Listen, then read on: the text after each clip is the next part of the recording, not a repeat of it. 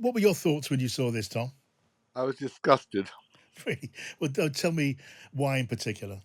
Well, because I couldn't understand for what he should be knighted. I mean, as my book showed conclusively, Stanley Johnson was a terrible husband to Boris's mother. She told me shortly before she died in a very long and very harrowing conversation how Stanley, her husband, had regularly beat her over the years of her marriage. I mean, breaking the nose, as your paper reported today, was just one consequence. The more important consequence was that she was driven to a nervous breakdown and went to the mausoleum for nearly 4 months. And not only did he beat her, but he beat her up in front of Boris. So he saw it. And combined with this appalling treatment, he was serially an adulterer. So she felt completely destroyed and undermined. And Boris knows this. And I just do not understand how he could have rewarded his father with a knighthood for nothing other than making his mother so miserable. I wonder, Tom, in the way these things operate, how far considerations of that kind, allegations of abusing his wife and so on, weigh when it comes to awarding or approving a knighthood of a public figure? Because, I mean, you could argue his sister, Boris Johnson's sister, Rachel, argued, you could say, yes, she's hardly an independent witness, but argues that he's a public figure and might have had an honour in his own right. What do you say to that? But an honour for doing what? For being Boris's father and capitalizing continuously as a publicity-seeking individual who really, he's written some absolutely inconsequential novels. He was an MEP 40 years ago. He's done nothing except failed as a father in one respect and failed as a parliamentary candidate.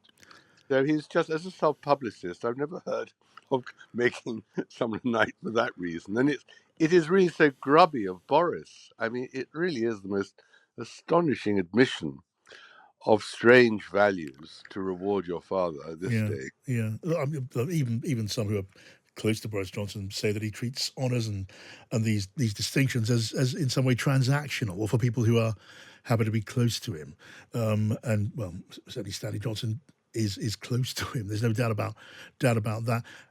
Go back. You don't have to go too far back, though, do you, Tom, to see, especially in resignation honours, that they are handed out to people who are, I don't know, fans, acolytes, cronies to the Prime Minister standing down.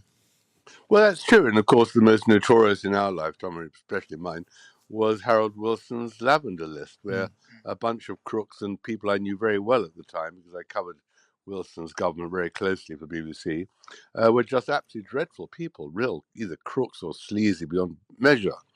But, you know, even David Cameron gave a gong to Samantha, his wife's hairdresser.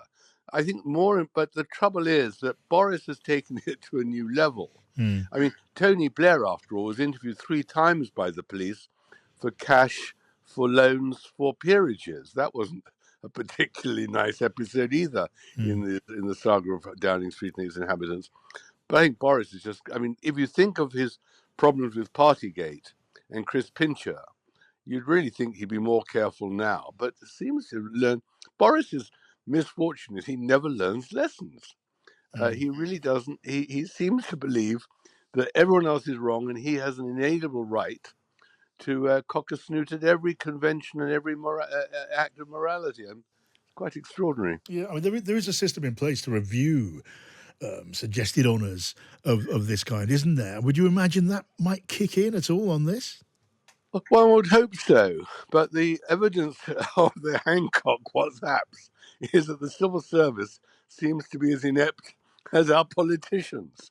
They seem to have a strange idea of morality as well, and one just holds one's head in absolute horror about what's going on in Westminster and Whitehall at the moment. Does nobody there have any concept of decency anymore? Is there no element of shame? I mean, it seems that's all disappeared into the ether. Yeah, I just wonder what sort of changes are required. If what we're discussing here and what you're describing is a particular problem, I wonder what is the remedy. I suppose one remedy might be that the people get honours who happen to deserve them, but maybe some systemic guardrails could be put in place to reassure those of us who just aren't sure about it all. Well, I think, first of all, you've got to select both MPs and civil servants who understand probity. And I think for that you need a very, very radical reorganization of education. You need to get rid of wokery. But I just think in the end, it's got to be that from the top down, starting with the cabinet secretary, you have people of outstanding intellect and some extraordinary understanding of history and the British Constitution and what is expected of them. And at the moment, all that seems to have been eroded and seems to have evaporated. And that is really very, very depressing. Well, I'm John Pienaar, and if you found that interesting, we are here each day, Monday to Thursday, 5 o'clock till 7 o'clock on Drive, and from 7 till 8, Pienaar and Friends, where we discuss the big stories of the day each day on Times Radio.